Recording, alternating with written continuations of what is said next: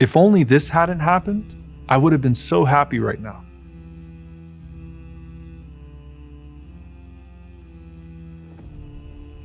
If only this situation went my way, I would have been married by now.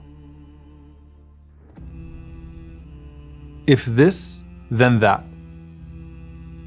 The word if is short, but its impacts are long-standing and have the power to trap you in the thoughts of what could have been and leave you disappointed with what actually is.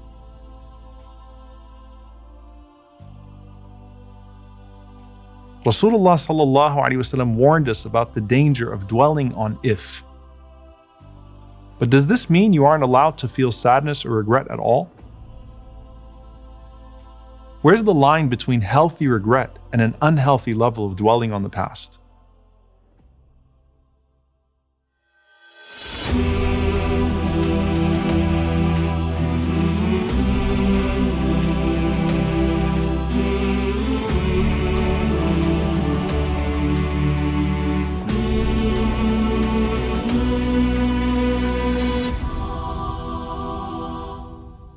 During the time of some of the worst fitna this ummah has ever seen, there was a man in Basra who was a general in the army of Ubaydullah ibn Ziyad, who was serving under Yazid ibn Muawiyah. So this general says that one day while I was on my rooftop, I fell down and I broke both of my legs. And as I was laying at home with both of my legs broken, the righteous scholar Abi Qilaba rahimahullah came to visit me. And he said to me, "Arju an yakuna dhalika khayra." I hope this was actually better for you.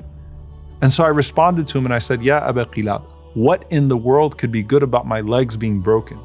He said, "Listen, ma satara Allahu alayka akthar. What Allah protected you from, if your legs weren't broken, is better for you."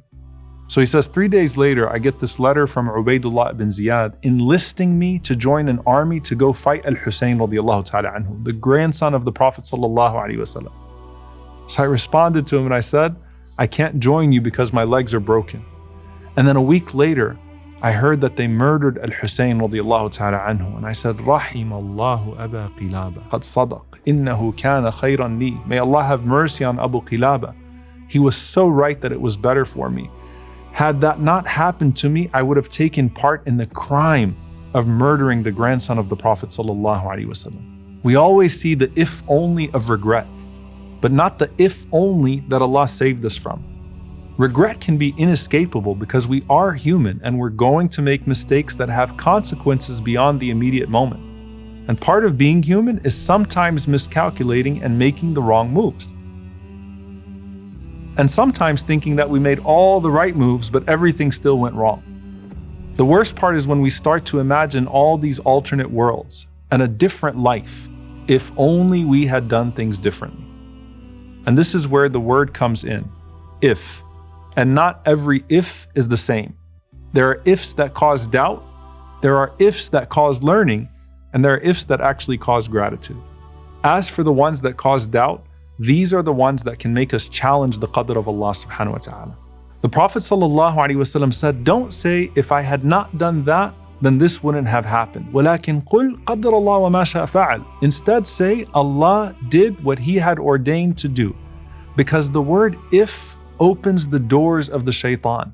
This is the if that convinces you that if you would have done something different, or if someone else didn't exist, or if a certain circumstance didn't arise, then the decree of Allah would have been different. But it was never going to be different. And this can lead you to hate yourself. It could make you hate others. It could make you hate the world. Or even worse, it could make you turn in hatred towards the heavens. And that's why the Prophet ﷺ said it opens the doors of Shaytan.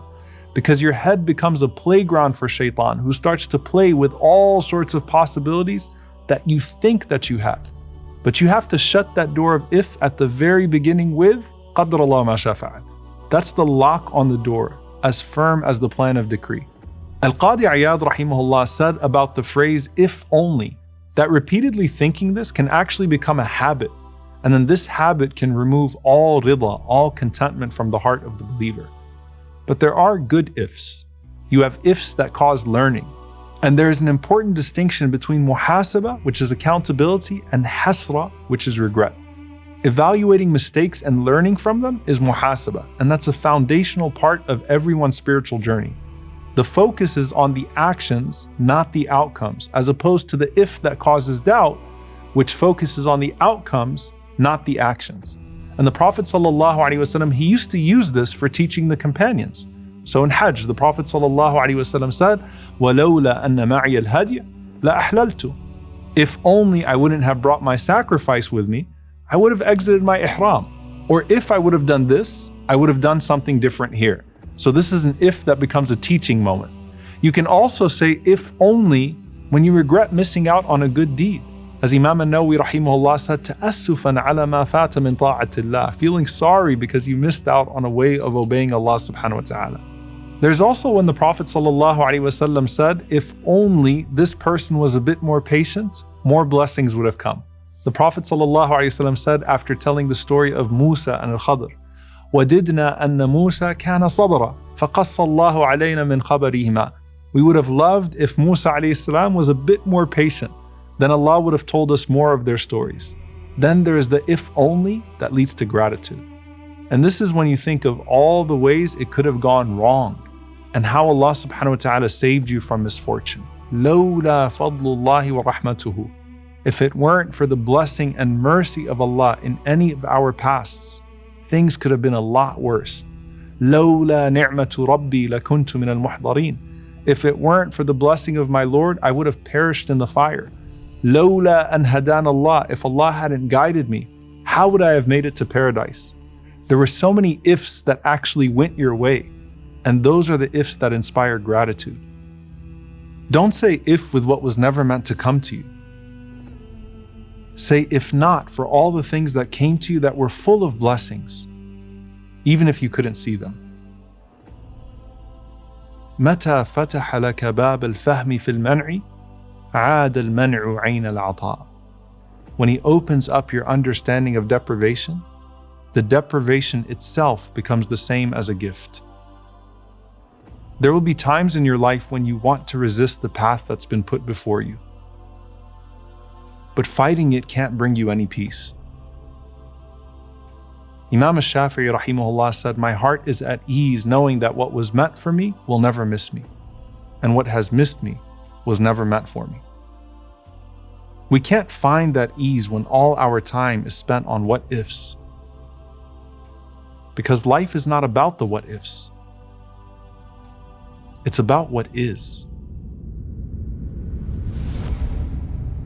قل لن يصيبنا إلا ما كتب الله لنا هو مولانا وعلى الله فليتوكل المؤمنون.